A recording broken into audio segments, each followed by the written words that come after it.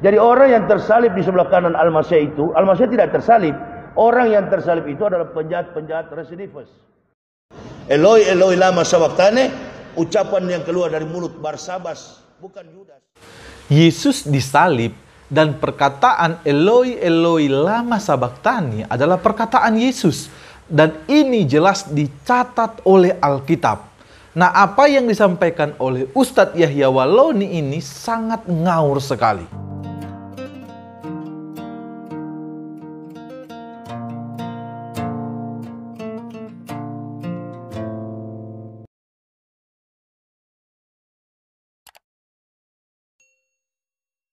Shalom guys, berjumpa kembali dengan saya. Terima kasih untuk teman-teman yang sudah mendukung channel ini dengan subscribe, like, komen, share, dan juga komentar di dalam video saya. Tuhan Yesus memberkati kita semua. Kali ini saya ingin membahas seorang mualaf yang katanya dulu dia adalah mantan pendeta, dia adalah mantan rektor. Tentu teman-teman sudah tahu itu siapa, yaitu Ustadz Yahya Walloni. Nah, di dalam video ini yang perlu saya luruskan dan perlu saya bahas adalah terkait di mana Ustadz Yahya Walloni mengatakan bahwa Yesus tidak disalib. Katanya diangkatlah, digantikan. Dan juga ia mengatakan bahwa perkataan Eloi, Eloi lama sabachthani adalah perkataan Barsabas. Mari kita lihat bersama-sama cuplikan videonya. Ya, tanyalah.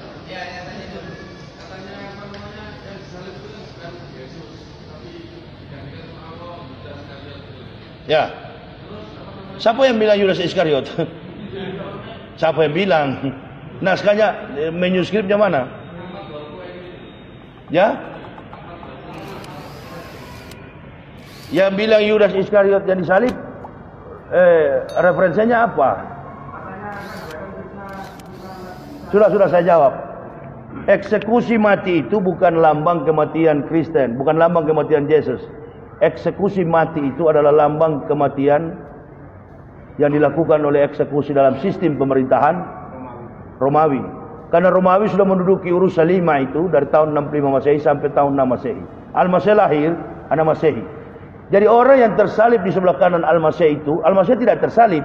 Orang yang tersalib itu adalah penjahat-penjahat residivis, kelas kakap yang sudah tidak bisa diurus oleh pemerintah Romawi, dieksekusi mati. Jadi eksekusi mati ini, kalau kita sering belajar kitab, ada seorang alim bernama Barsisa. Barsisa itu pernah disalib di zaman Musa itu. Jadi eksekusi penyaliban itu bukan nanti di zaman Isa, sudah terjadi di zaman Nabi Musa alaihissalam. Jadi nggak ada itu. Itu bukan penyaliban Tuhan Kristen, bukan. Tapi kalau orang yang dipaksa disalibkan dan diakui sebagai Tuhan, itu urusan agama Kristen. Kita sudah menyaksikan cuplikan video bagian pertama ini. Nah, jelas ia mengatakan bahwa Yesus itu tidak disalib dan melainkan digantikan dan diangkat.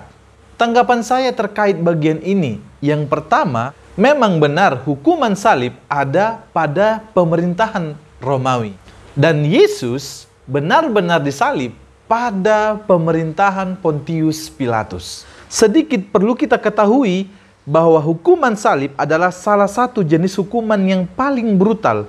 Penyaliban punya proses lumayan panjang, mulai dari korban dicambuk hingga akhirnya dipaku dan dibiarkan tergantung disalib. Yang kedua, pernyataan dari Ustadz Yahya Walloni yang mengatakan bahwa bukan Yesus yang disalib, bahkan digantikan atau diangkat, ini tidak sesuai dengan Alkitab.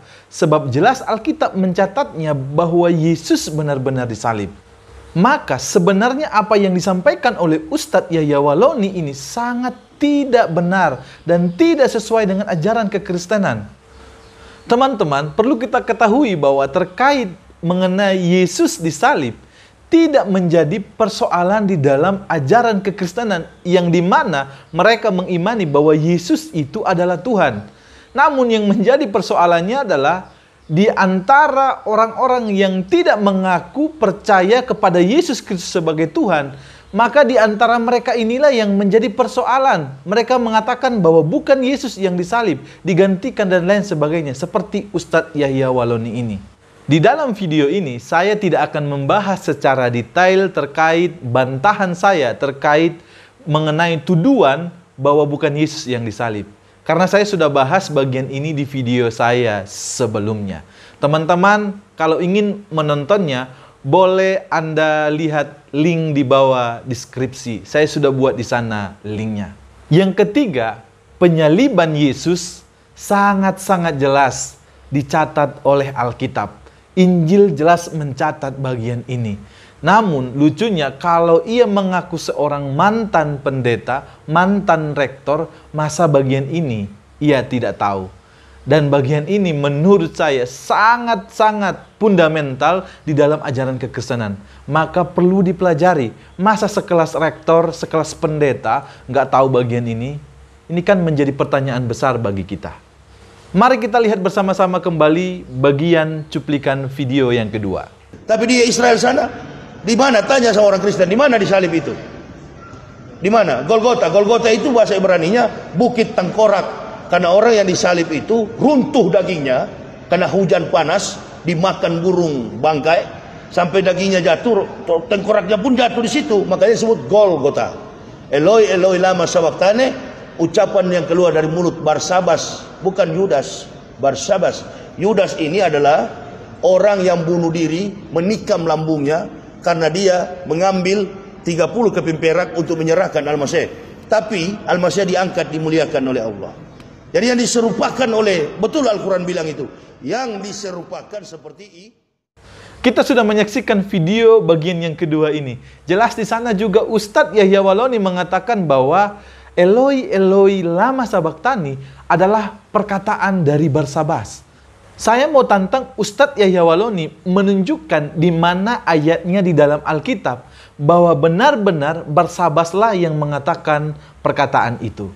Tolong tunjukkan ayatnya kepada saya. Ya, ada enggak? Tentu hal itu tidak ada. Sebab jelas Alkitab mencatat bahwa perkataan Eloi Eloi lama sabachthani adalah perkataan yang diucapkan oleh Yesus ketika ia disalibkan. Untuk membuktikannya, mari kita buka Markus 15 ayatnya yang ke-34.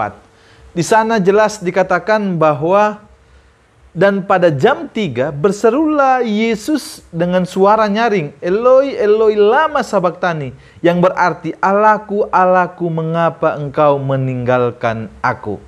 Nah, dari sini saja teman-teman sudah jelas terbukti apa yang disampaikan oleh Ustadz Yahya Waloni ini tidak sesuai dengan ajaran kekristenan. Nah, saran saya seharusnya kalau ia sudah mualaf, yang ia dalami, yang ia ajarkan kepada orang-orang atau jemaahnya, yaitu tentang ajaran Islam itu sendiri, bukan lagi membahas tentang iman kekristenan di mana ia sangat keliru menyampaikannya. Maka dari itu, saya rasa cukup sampai di sini video ini. Tuhan Yesus memberkati kita semua. Shalom.